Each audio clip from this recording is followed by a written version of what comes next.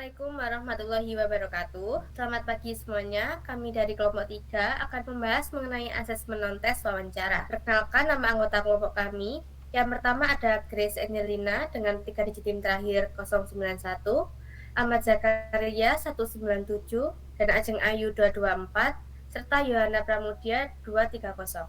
Nah, dari slide tersebut, apa sih yang sedang dilakukan oleh dua orang pada gambar di samping? Nah, pada gambar itu kan dua orang sedang melakukan komunikasi bertatap muka, yang mana di gambar tersebut itu ada bubble tag. Nah, kira-kira yang dilakukan oleh dua orang tersebut yaitu mungkin wawancara.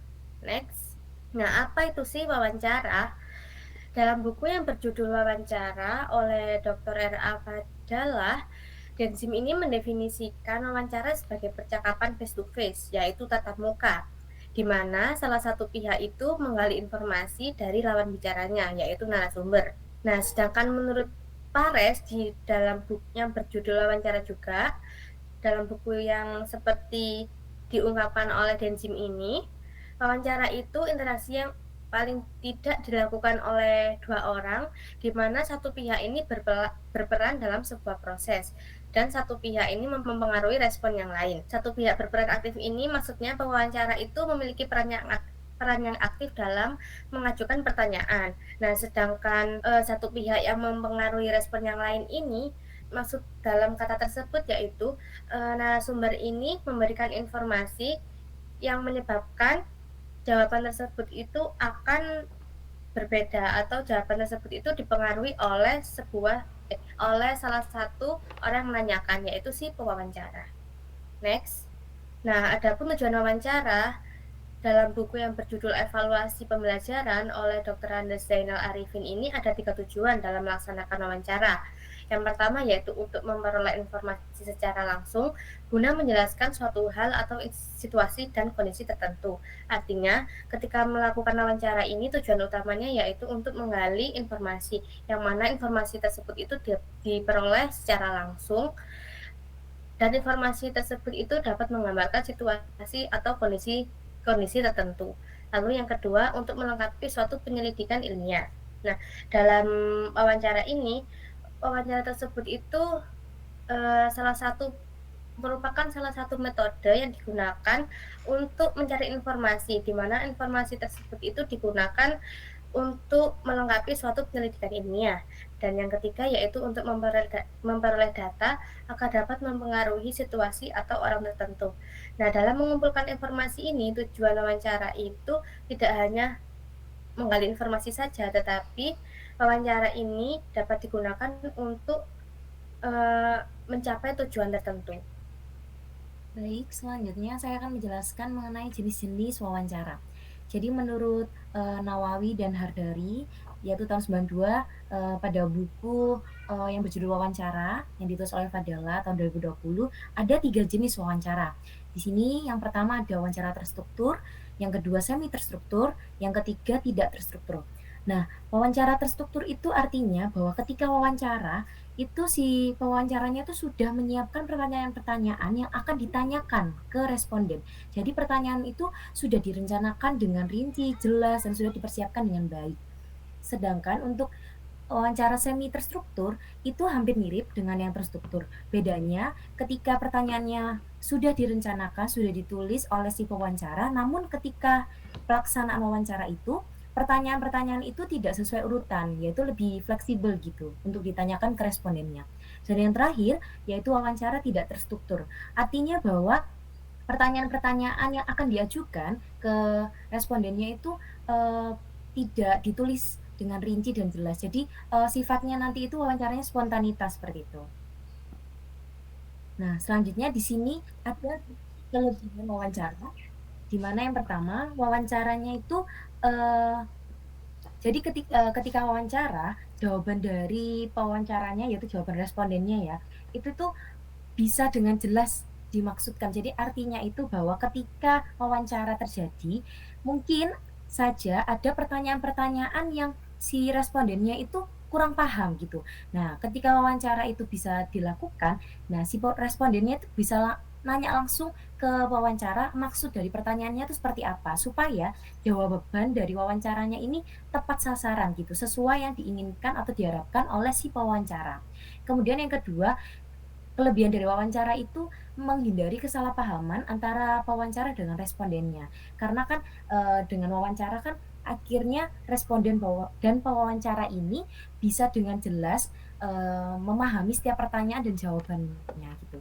Kemudian yang ketiga, di mana pewawancara ini bisa mendorong responden untuk melakukan eksplorasi diri. Artinya ketika pertanyaan-pertanyaan diajukan oleh si pewawancara ke responden, akhirnya si responden ini mau tidak mau mengeksplor dirinya sendiri gitu. Contohnya, misalkan pertanyaannya tentang minat belajar dari si responden.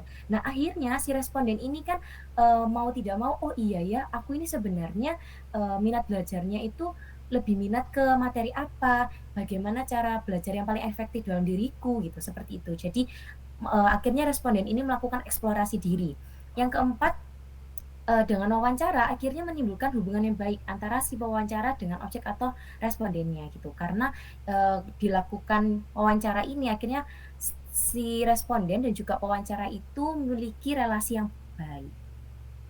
Sedangkan ada juga kekurangan dari wawancara, di mana yang pertama dapat terjadi penilaian tidak akurat pada pewawancara yang satu dengan pewawancara yang lain. Jadi, sehingga menimbulkan perbedaan pandangan untuk pengambilan kesimpulannya. Nah, jadi kan pasti ada pewawancara yang satu mendapatkan jawaban A, pewawancara yang kedua mendapatkan jawaban B. Nah, ini akan menimbulkan perbedaan pandangan untuk mengambil kesimpulan.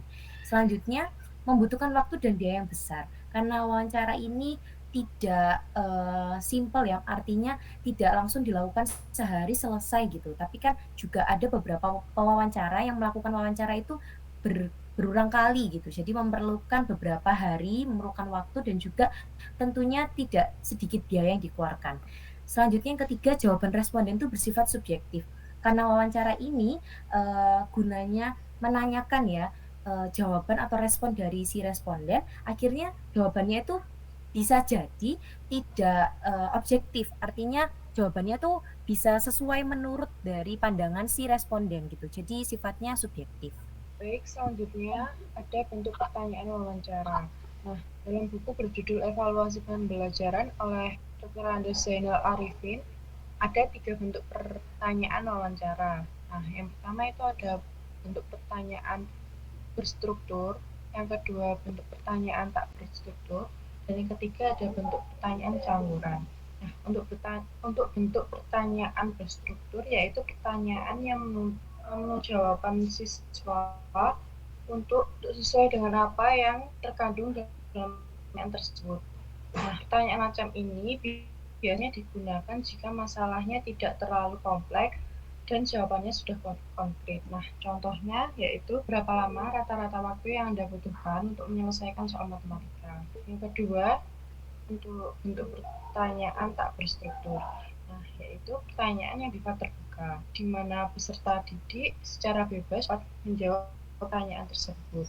Pertanyaan semacam ini tidak memberi struktur jawaban kepada peserta didik, karena jawaban dalam pertanyaan itu bebas. Nah, contohnya, apa yang biasanya Anda lakukan saat menemui soal matematika yang sangat sulit untuk diselesaikan? Untuk yang ketiga, bentuk pertanyaan campuran. Bentuk pertanyaan ini untuk jawaban yang berstruktur dan ada pula yang bebas. Contohnya, apakah Anda sudah mencoba meminta bantuan guru atau teman saat kesulitan? Jika iya, ceritakan bagaimana prosesnya dan apakah hal tersebut membantu Anda.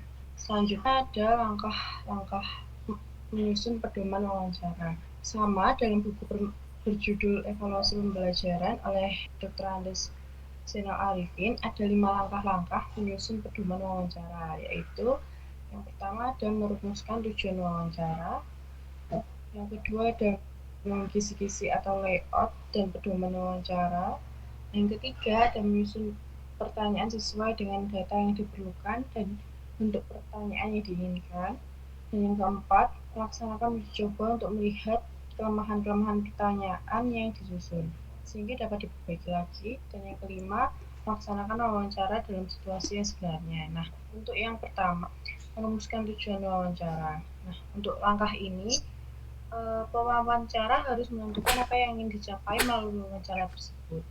Nah, tujuan ini harus jelas dan spesifik.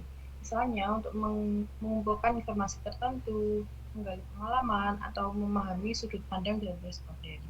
Yang kedua, membuat kisi-kisi atau layout dari pedoman wawancara. Nah, kisi-kisi ini berfungsi sebagai kerangka acuan wawancara yang mencakup tema-tema besar atau topik yang akan dibahas. Untuk yang ketiga, menyusun pertanyaan sesuai dengan data yang diperlukan dan bentuk pertanyaan yang diinginkan.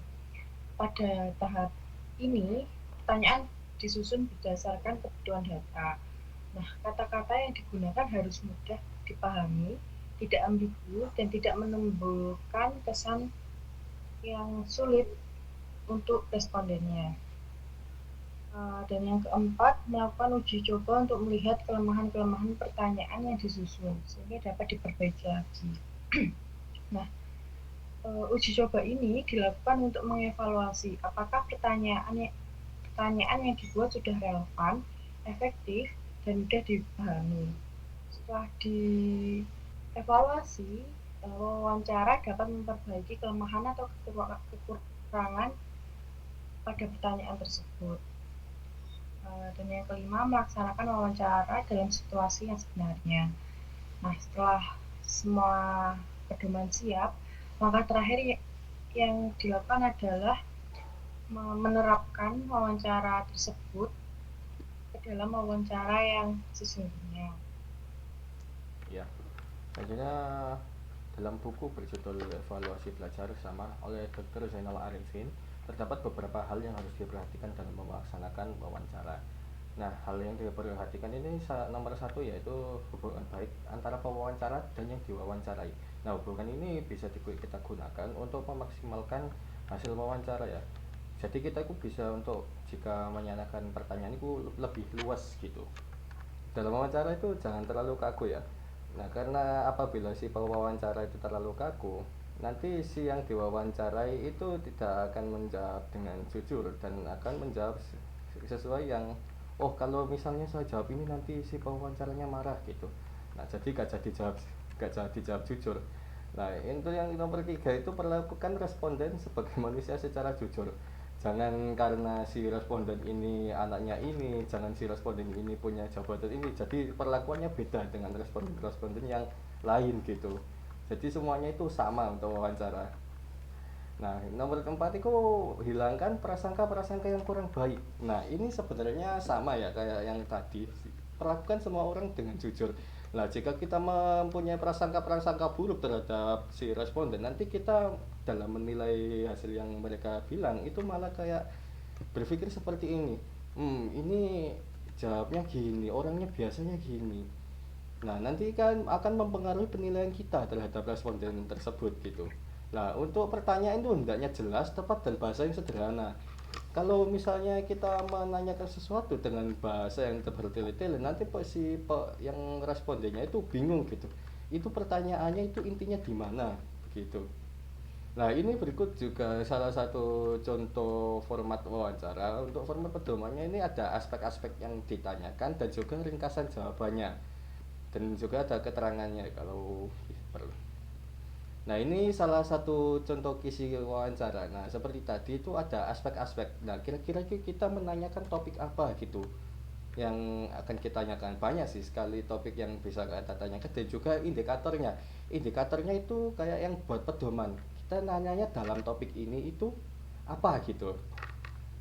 Untuk kesimpulannya, wawancara adalah salah satu teknik pengumpulan data dengan jalan mengadakan komunikasi dengan sumber. Komunikasi tersebut dilakukan dengan dialog, yaitu tanya jawab secara lisan, baik secara langsung maupun menggunakan alat komunikasi seperti kita yang sekarang ini di Zoom. Nah, wawancara sendiri ini ada beberapa jenis tahapan ya. Nah, wawancara juga bisa menjadi salah satu bentuk asesmen non-tes yang dapat digunakan untuk pemahaman peserta didik dalam memahami materi pembelajaran matematika, seperti yang dalam contoh tadi. Nah, ini merupakan sumber-sumber yang kami ambil. Untuk pertanyaannya silakan ya tulis di kolom komentar. Terima kasih. Sekian dari kelompok 3. Terima kasih. Assalamualaikum warahmatullahi wabarakatuh.